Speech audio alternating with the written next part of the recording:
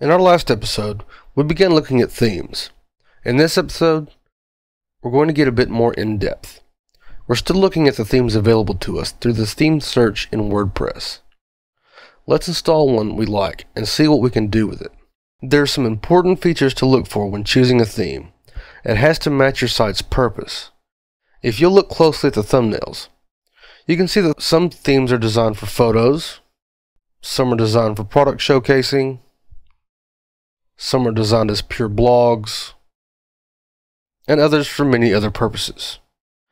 I've already looked and I've found a theme that I like for this site called TinderSpring. Let's search for that one and install it.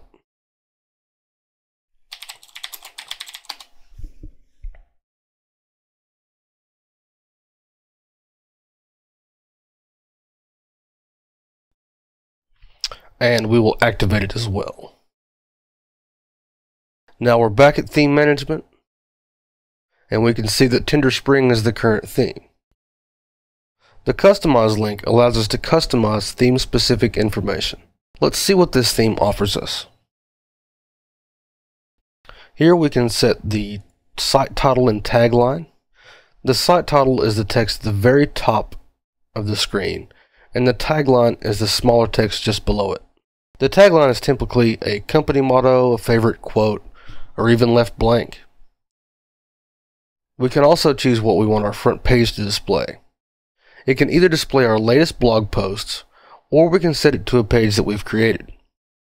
Using a static page instead of a blog is a good way to give a landing or launching page to the rest of your content if your site is more than just a blog.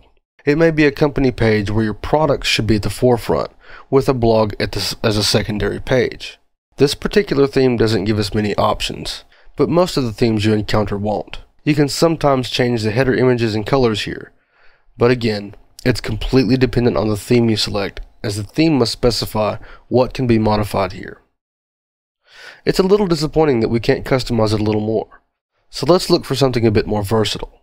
There are several frameworks available for WordPress. Most of them have at least a free version, with a pro or premium paid version that offers some sort of extra functionality. Let's look at a few of these. One of the most popular frameworks these days is PageLines. PageLines has a base theme called Platform, which can be installed from Theme Management. I already have Platform installed, so let's activate it and look at the options it gives us.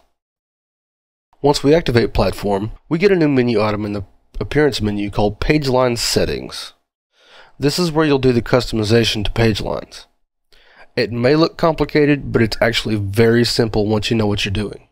The first section of the PageLines settings that you'll see is the global options. Here, you can set your email address for PageLines notifications if you wish to do so. This is not required. You can also upload a custom header image to appear at the top of the page, a fav icon, which is the icon that appears in your browser's URL bar when visiting your site,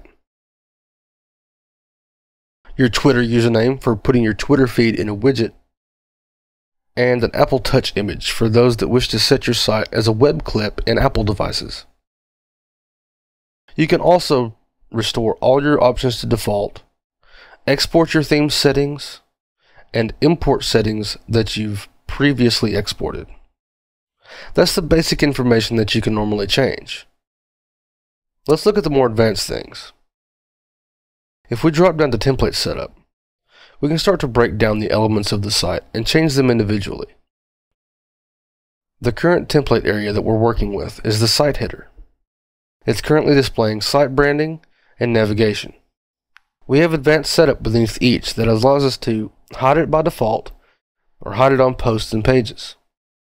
You'd likely never want to do that with either site branding or navigation, which is simply your header image and the site navigation links at the top of the page. In the Available but Disabled section, we can see more options that we can drag over to our header and include them in the header.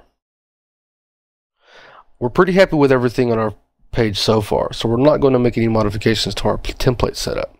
In our next video, we'll continue talking about PageLine settings and get our theme in order.